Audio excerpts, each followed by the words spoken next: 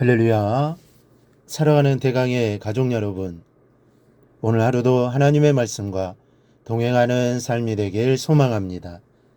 오늘 함께 나눌 하나님의 말씀은 고린도전서 5장 6절에서 8절 말씀입니다. 너희가 자랑하는 것이 옳지 아니하도다. 적은 누룩이 온 덩어리에 퍼지는 것을 알지 못하느냐. 너희는 누룩 없는 자인데 새 덩어리가 되기 위하여 묵은 누룩을 내버리라. 우리의 유월절 양 곧 그리스도께서 희생되셨느니라. 이러므로 우리가 명절을 지키되 묵은 누룩으로도 말고 악하고 악의에 찬 누룩으로도 말고 누룩이 없이 오직 순전함과 진실함의 떡으로 하자. 아멘. 이 자랑할 만한 것을 자랑하는 것은 허물이 아니라고 생각합니다. 오히려 그것은 우리의 당연함입니다. 그러나 자랑할 만한 것이 못 되는 것을 자랑한다면 이는 분명한 허물이요 지나치면 제약이 되는 것입니다. 그렇다면 우리의 마땅한 자랑거리는 무엇입니까? 그것은 하나님과 그분에 관한 것, 우리에게 주시는 은혜들입니다. 이것을 자랑하는 것이 우리의 본분이요 사명이요 의무입니다. 그래서 어떤 자리에서나 누구를 만나는 자리에서나 우리는 이것들을 또 자랑하고 말해야 합니다. 특히 하나님을 믿지 아니하고 예수님을 알지 못하는 불신자들 앞에서 하나님을 자랑하고 예수님의 은혜를 내세워 알리는 일은 우리 인생의 가장 큰 사명입니다. 하지만 하나님 외에 다른 것을 자랑하는 것은 무의미한 일입니다. 이때로는 하나님의 영광을 가로채는 제약이 됩니다. 왜냐하면 우리의 것이라고 자랑할 만한 것이 하나도 없기 때문입니다. 모든 것이 하나님께로부터 왔고 우리는 이 세상에 빈몸으로 왔습니다.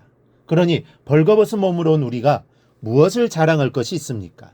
모든 것이 우리의 몸을 가리운 것으로부터 우리에게 주어진 모든 것이 다 하나님께서 주신 겁니다.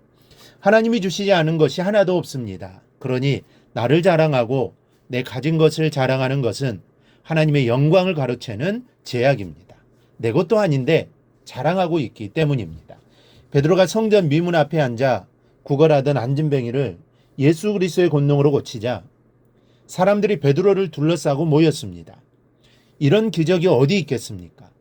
모인 사람들이 다들 베드로의 권능과 능력을 칭송하는 분위기입니다. 그런데 그때 그 자리에 모인 사람들을 향하여 베드로가 이렇게 말합니다. 이스라엘 사람들아, 이 일을 왜 놀랍게 여기느냐?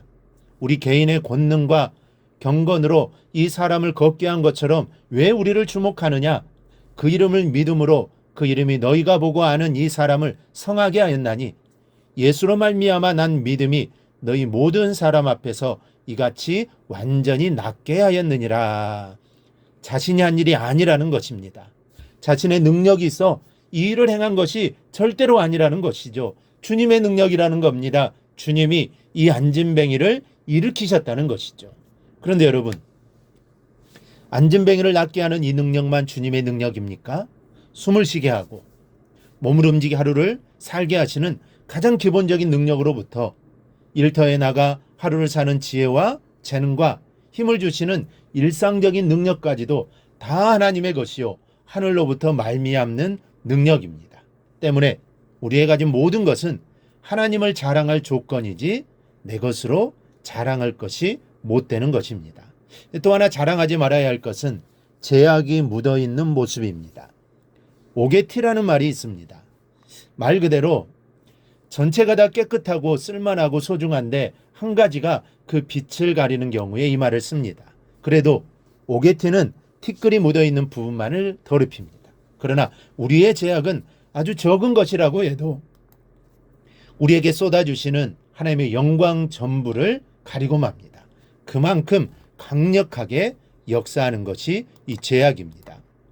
본문 6절에 나오는 이 자랑이라는 말의 헬라어 카우케마는 자랑하는 행동을 뜻하는 것이 아니라 자랑하는 내용을 의미합니다. 따라서 바울이 고린도 교회를 향하여 너희가 자랑하는 것이 옳지 않다라고 말하는 것은 단순히 교회가 분열과 음행으로 가득 차 있기 때문만이 아닙니다. 하나님의 은사를 가졌으면서도 또 하나님의 큰 사랑을 입었음에서도 그 사랑과 은사를 올바르게 사용하지 못하고 있음을 지적하고 있습니다. 하나님께 주신 은사를 제약을 묵인하는 곳에 쓰고 있는 것을 책망하는 것입니다.